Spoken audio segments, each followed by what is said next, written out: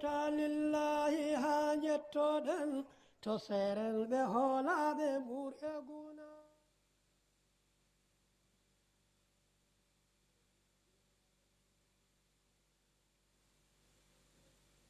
الله أكبر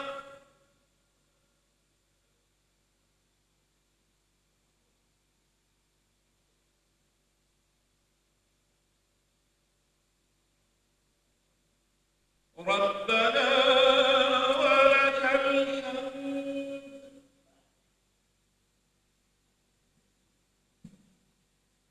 الله أكبر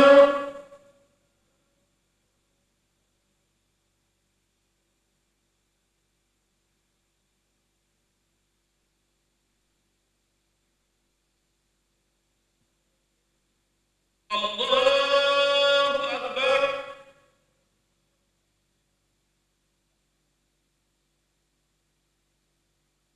الله أكبر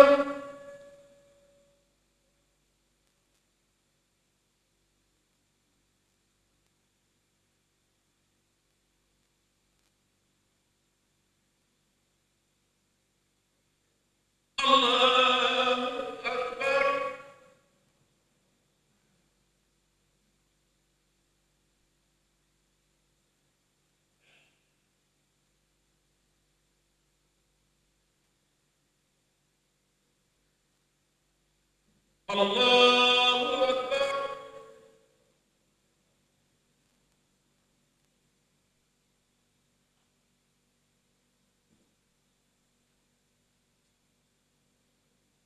الله أكبر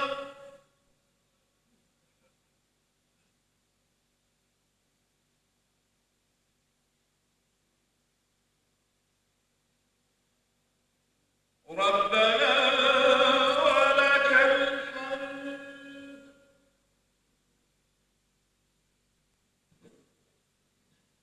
الله أكبر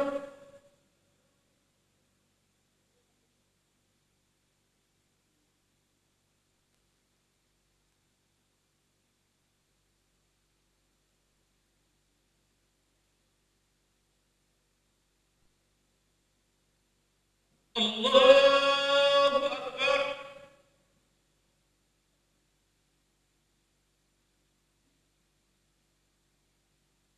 الله أكبر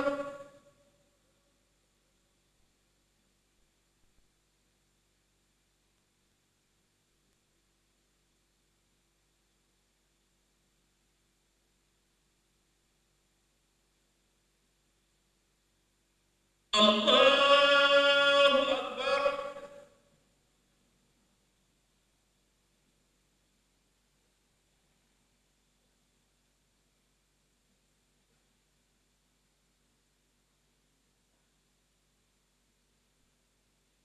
الله أكبر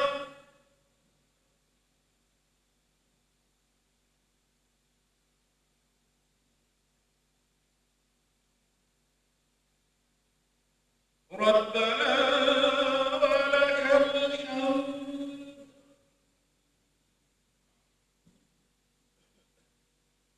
الله أكبر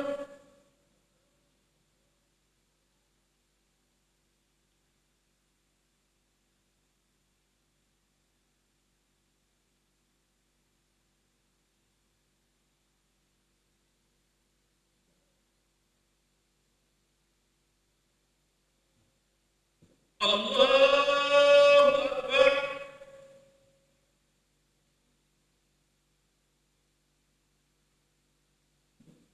الله أكبر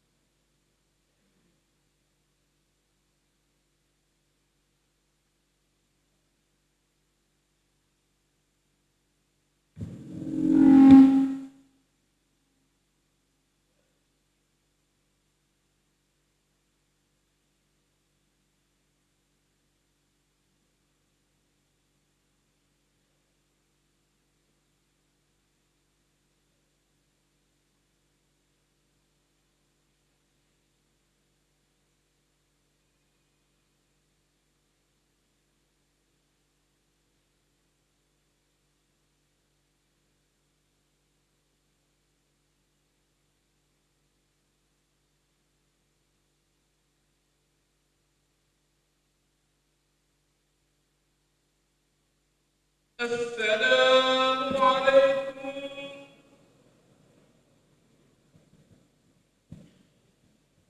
اللهم عنك السلام ومنك السلام وإليك يعود السلام وحينا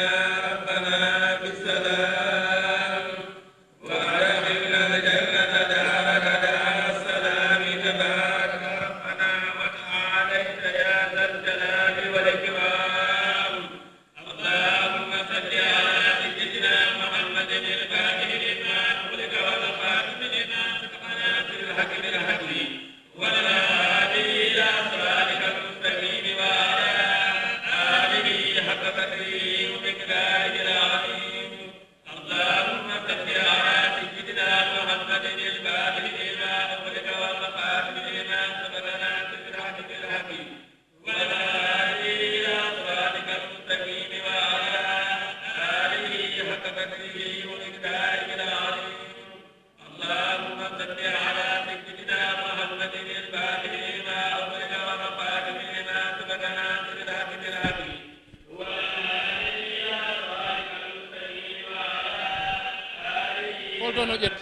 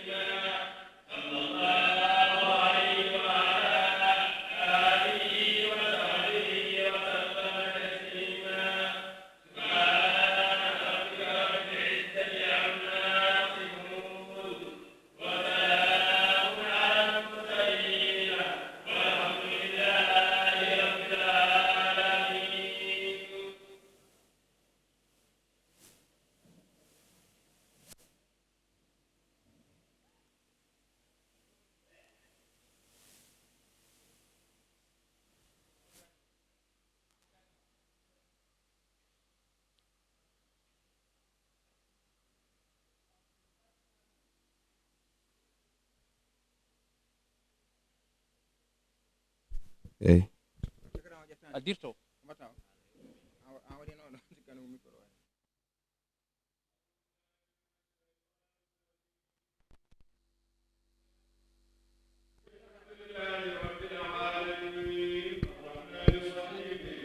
Thank.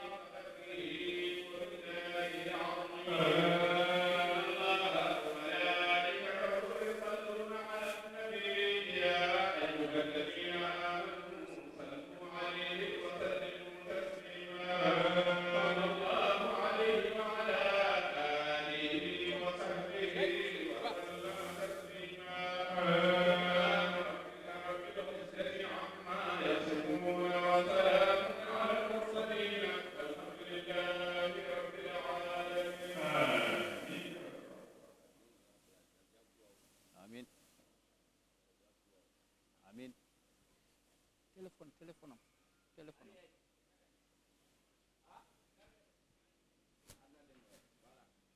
téléphone am téléphone am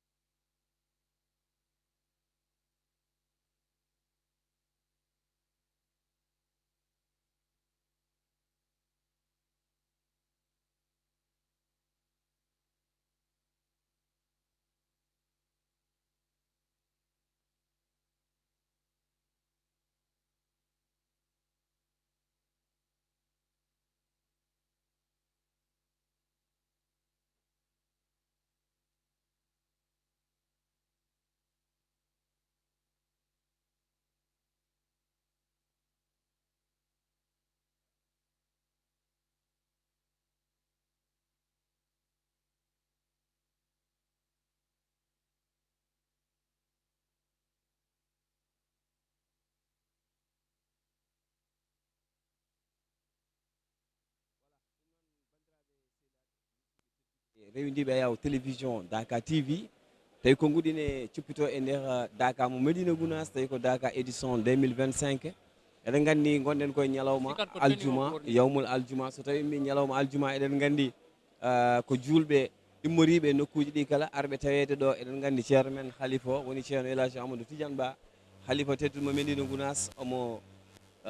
immoɗo e nder ngoɗo wuuro teddugo gam yaade Medina Gounass so tawi oɗo farilal tedduɗo eɗen gandi hoɓɓeɓe eko nandi hen ko ɗo tigui juulata e oɗo nokku nde tawno sa daari oɗo saaha Daka no hewde yimɓe ni so tawi a ruttima wuuro teddugo Medina Gounass ko noon tigui julɓeɓe mbayi toon eɗen gondi ɗo e goto e yimɓeɓe ganduɗa ko darniɓe ɓamtare nokku o darniɓe développement nokku o hono no jiiruton ni mawɗo Oumar Ba mbeɗa heewide o mona e dendagal nokkuji dilleteɗi to ɓamtare Medina Gounass kanko o ala fedde o ala haydara kala ko noddi o noto ɗum nam monsieur Ba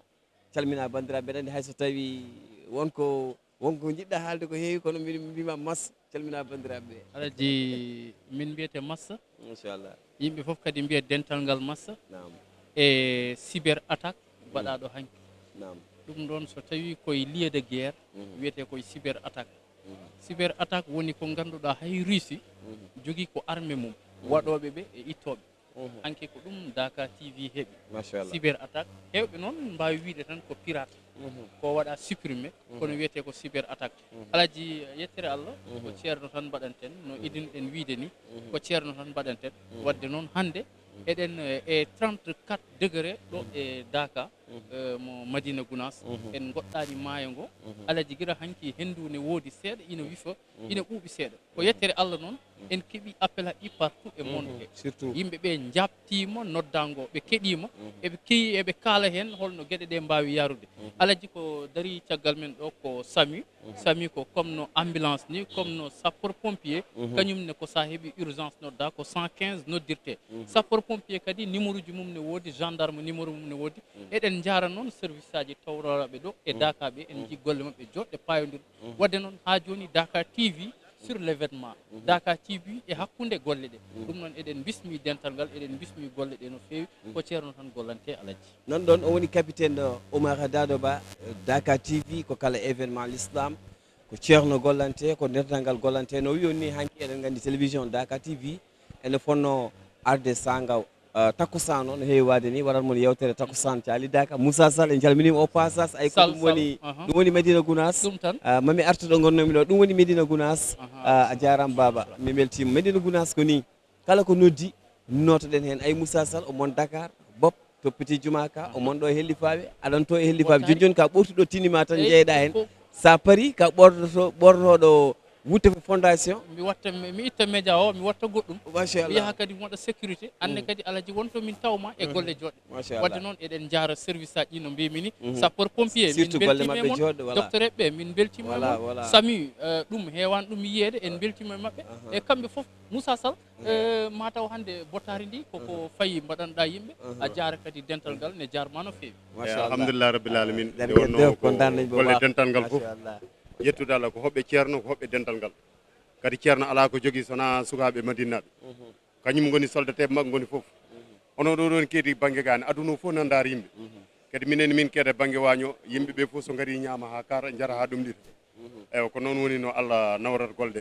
kala ko jiiɗa woni hettuɓe ndiyam ene jarna woni hettuɓe laabi ɗi ene jaña fof ko Allah waɗat noon ceerno golle ɗe noon ko ma Allah yanma moƴƴere mbawa jeeyede hen merci Moussa Sall so Allah yeɗani mo moƴƴere tan a jeeyatake hen machallah yalla aɗa heɗen joguiɗa heewi taw ronki jeeyeden aɗa Masha yiiɗi jiɗɗo jeeyeden no ronki jeeyeden ko ma Allah yenma nde wonno Allah ko gaynani ceerno golle mum foof so Allah yeeɗima pawa hen junggo ma tan keeɓa wuuni merci a jarama min Mashallah, goppita jërëjëf. Moussa Sall sabu Voilà, so jaggama tan wa- wodat ɓe gottata ko en keɓat wa sami docteur eɓe bëgg nañ ci am kenn ci yéen bu dee mun na nekk parce que seen liggéey rafet na trop trop ci Dakar bi eyyi ɗum ɗo joni saha julgol Aha. woni mo bandiraɓe ngarata ne juula aha ɓe ngara ɓe darno auto maɓɓe ɓe keeda ɗo machallah ɗon kadi ɓe daroto ɗo ko mo ɓandu mum wuli nguleki no wayni so tawi ɗuttu waɗi tufe neɗɗo ɓe mbawa ɗum wallude sami appel mum téléphone nani kamɓene ɓe ndondot tan ɓe nawa wadde noon Dakar wonti hande international ɗum ko weltare no fewi wa sami bu ngeen paree bëgg nañ jokkoo ak yéen ñu xool liggéey bi ngeen ñëw def nan lañ ci mën a waxtaan ak yéen ci côté docteur yi donc avant waa sami di ñëw maa ngi nuyu mi ruttoye pulaaro par ce que mbiɗa anndi wolof o yalla suuren min yetti denndaangal waɗɓe en soutien hanki Moussé Ba Sénégal dilli Europe dilli Asie dilli Océanie dilli un peu partout sabu holɗum ko ɓernde mema ko ɓernde cœur so memama tan a dillat holko woni ɓernde nde dental ngal ko ceerno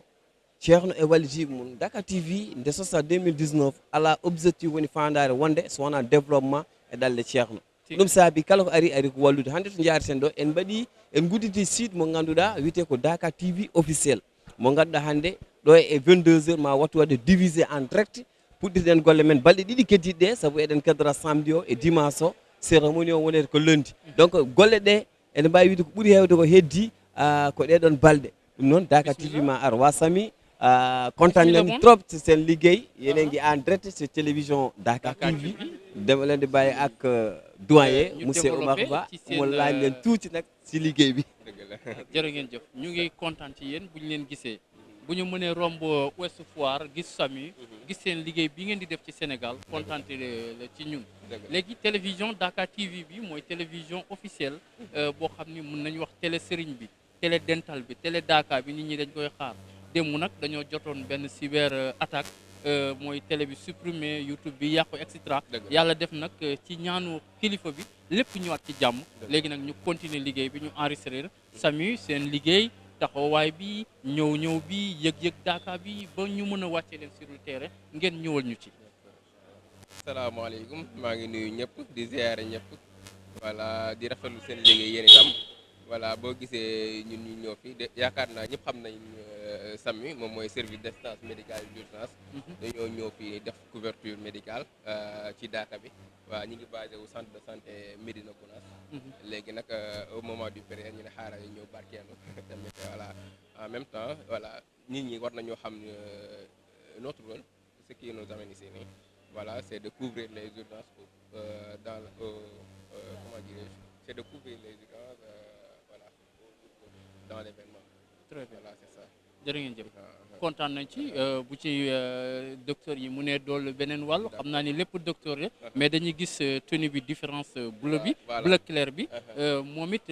ñaata nit ngeen fi jëlee bopp yuy métti yeeg tàngoor beeg mag ñi lan ngeen di digal mbootaay bii di fi ñëw lan lañ war a jëfandikoo d'accord moom mooy c'est le médecin urgent aywa moi je suis l'infirmier lui c'est Alim Badara notre ambulancier aywa d'accord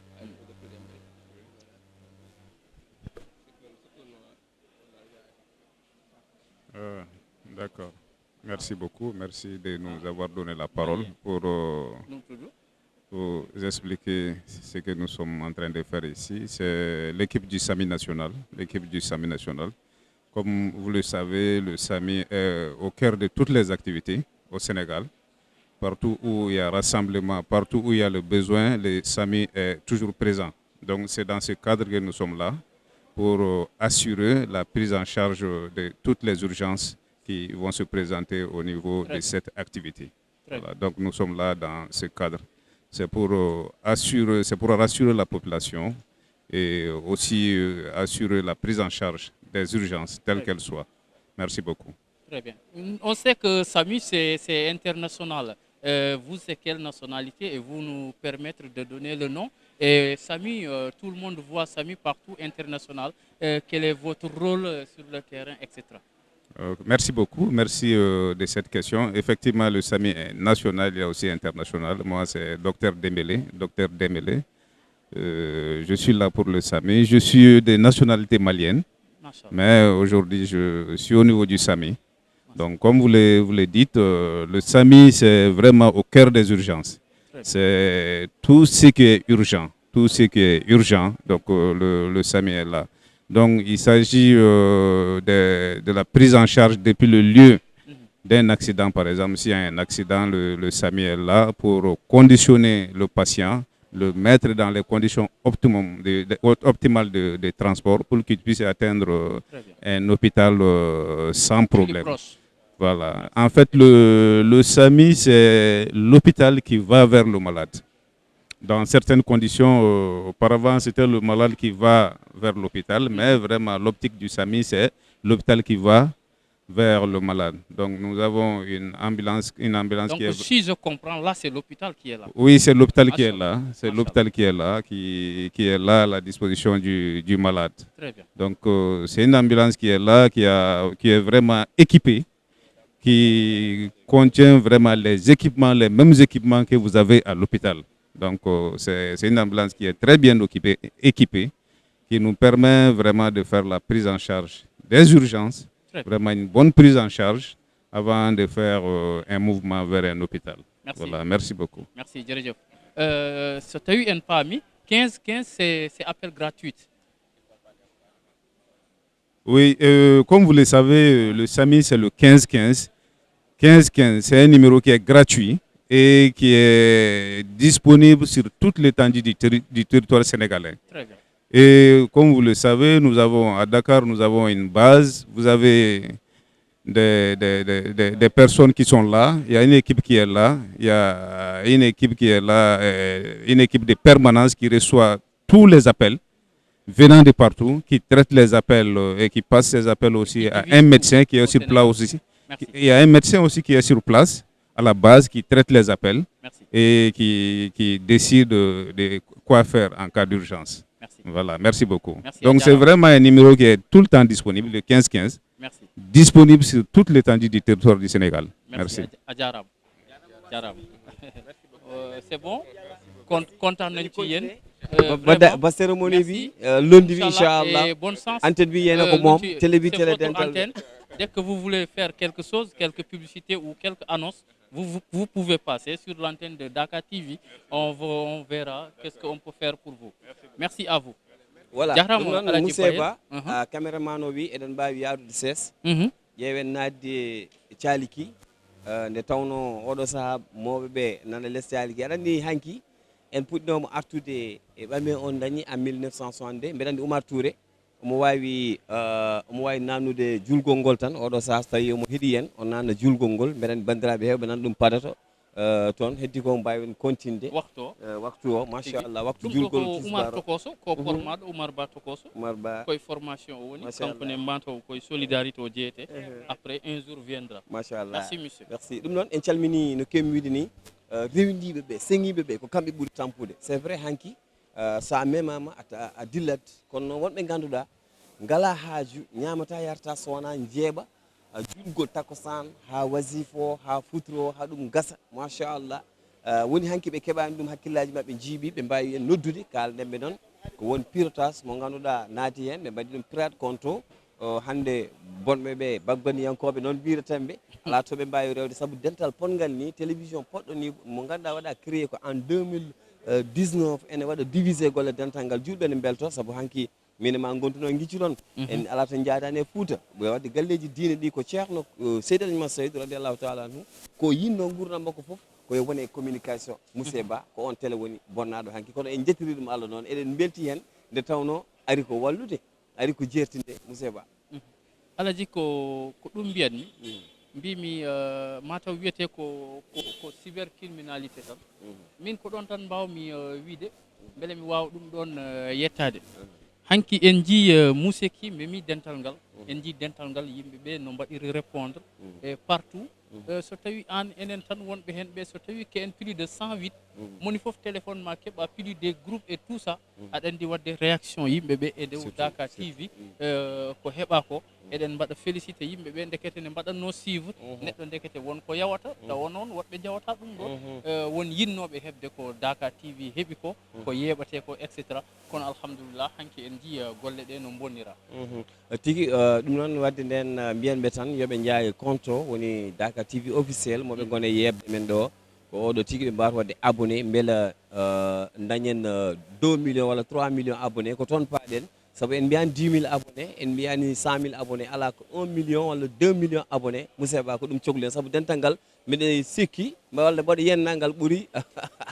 ɓuuri 2 millions ɓuuri 2 millions so wiyama tan Dakar o ko maximum de 2 millions te wonɓe garani won heddotoɓe Madina te galleji kadi mbaɗano abonné nane mi yi ko wayno monsieur Abou Thiam omo haalno yimɓe holto wadde abonné en ƴeewi tawi yeɓoɓe ɓuuri hewde waɗɓe abonné ɓe soɓe naati e YouTube he ɓe mbaɗi vue après wonko won ɗon ne waɗi abonné ne winda sabon tuwa o hen mbatta cliqué sa waɗi hen cliqué a fadat kanko mawo nelde ko wayno cœur ni so tawi an a yeeɓi affaire o nane 1800 so tawi a memi ma taw ne wone 1801 sa itti sa memti ma taw ne rutti e 1800 wadde ko ɗon woni abonné yo neɗɗo foof jaggu ɗon memo ɗon comme no Hadi Diallo en ɓe gandani moƴƴi abonné o mbaɗon partagé mbaɗon like ɓeydo ɗon kadi wiide yimɓeɓe oɗo Dakar TV officiel jogonto en en direct o e ɗe balɗe garoje voilà donc sans plus tard en ƴeewa tan ruttude lengueji ɗi mbeɗa andi taku sano ma en gartu ko lansude message tan wiide wadde décourage ala hen golle ceerno koko jokkata wattaki décourage hay saaha goto an wiyata combat o gasani o fuɗɗaki mbiruji ɗi gasani joɓɓi gasani donc combat ko continta gurdam nam koko jokki enen eɗen daari eɗen ƴetti eɗen dadi eɗen ƴetti gurdam men foof eɗen dokki dental ngal en ɗaminaki hen noon mbuuɗu jiɗɗen hen tan ko teddugal e wune teddugal e wune o ko ɗum tan par ce que ɗe goni hen mbuuɗu ngu buɗɗiɗi buttati ujunaje ko ɗon tawaten e barke ceerno ko hen ɗuhiɗen en jii moƴƴerde ɗum noon message fort faade diaspora faade pelle WhatsApp faade e yiɗɓe développement faade ɓesgu dental ngal ko holɗum wonata e oɗo ñalawma hannde saabu ɗum ɗo ari ko finninti alaji ɗum ɗo en jiiɗa ɗum ni kono nde ɗum ari nde way kono eɗen jiiɗi ɗum ni ala min ani aliou kande ina haala kono koto ceerno ɗo ɗum jubba kala ko ari woodi ko arani en wallahi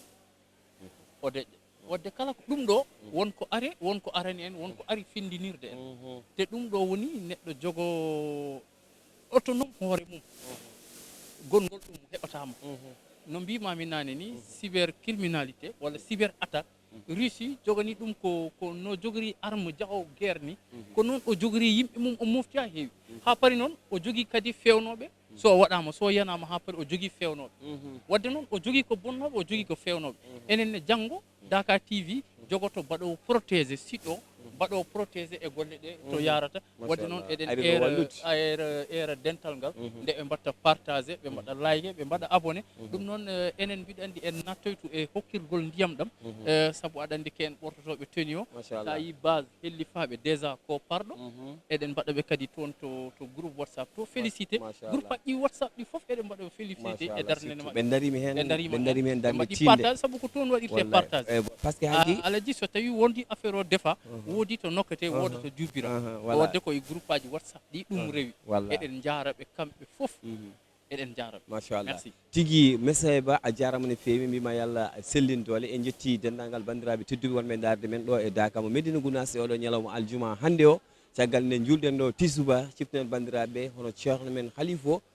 ne tawe toon to wuuro teddugo woni Medina Gounass saabu yaade tottoyde farilla waktu juma o so tawi ɗum gasi en ɗamini waktu takkusan o ko ɗo tigi o juultata so tawi o juuli o gayni ma waɗe hadral juma woni asuru o caggal muɗum ma futuro o juule caggal muɗum bandiraɓe ɓe eɗen gandi wasifa o so futuro juulama après so wasifa o gasoyi jamma on tigi ma mi mbattu plateau garten e bandiraɓe ɓe kadi kono mbiyatmi tan so tawi 22 heures pile yoni maɓe mbawa hebde en live tawi ko en direct nde wonno compte o udditama golle ɗe nana gollo technicien ji ɗi nani hen haraleɓe nani hen no mbiɗa ni kala ko ari ko wallude so tawi aɗa yawanno ko golanɗa ko ndeke won battuɗen hakkille eɗen jiiɗi ga ɓeydude eɗen gandi ko noon tan ɗum siforto ko ɓoyani ko en jii dental ngal ko musibaji caɗele gimmotoɗe banggueji goɗɗi jiiɗa ittude ɗum ceerno wiye cheyɗade e sikki sakka e wawa dañde sikki sakka e hasdagal wi e ngal ɗo dental cheyɗade noon dañata ɗo sago mum wadde enen cheyɗade heɓata ɗo sago mum saabu koko duwa ene jaaba sa daari ɗo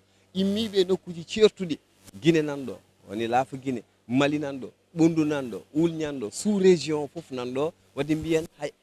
diaspora sa limti e jeeɗɗo ahlu baytu rasoul a yiyatɗo yimɓeɓe arabi saoudia gar hawruɗo a yi tubanaɓe nanɗo muritaɓe wadde ko allahumma anta salam daaɗe dow ko julde waktu joyyi Moussé Ba eɗen jetti Allah noon en nimsani kadi nde Allah waɗi en almuɓe ceerno ɓesgu ceerno gollonoɓe ceerno donc dokke mbi adi 22 heures ma en gartoye live o so tawi udditi ko adi ɗum ma telo waɗano enregistré ma kala ko foti golleɗe ɗo kono ma en jawde balɗe tati keddiɗo ɗo e Dakar ɗe hay hunde humpotani toon to régie woni toon ko Oumar Touré bawɗo golle mum en jettima no fewi min wiyata Ndiol Dakar FM wondude e Malick Ba gara technicien ko ga o woni ko dakiɗo eɗen jettamo to oto banggue chauffeur men Siraji Harouna Diallo Dende ko ɓerde nde mema ko cœur o mema Siraji Harouna ko ɓerde mema Amadou Tidiane Ba chauffeur en jettimo no fewi chauffeur mo France chauffeur mo Sénégal o dañi dognude Paris o dogni Arabie Saoudi o dogni ɗo ɗum kongueɗo o jarama no fewi kono kadi Oumar eɗen jetta dendagal ko woni toon wasta woda mo jejjiɗen ko technique way noon kono kamɓe fof en jettiɓe en jetta kadi équipe gonno Médina Gounass Aliou Kandé Abou Thiam Adnan Thiam Siraji Pinal Diango e dendagal équipe mawɗo Elas Bayno Sy PDG men eɗen jettamo no fewi Elias Bassirou Wane en kamɓe kala eɗen mbiyaɓe bonne continuation hayso mi wawa français kam mboɗo wayde bonne continuation gacce galama e jokko dial jokko dial lillahi ha jettoɗen to seren ɓe hoolaɓe ɓuurɓe Gounass teren Fouta lillahi ha jettoɗen to seren ɓe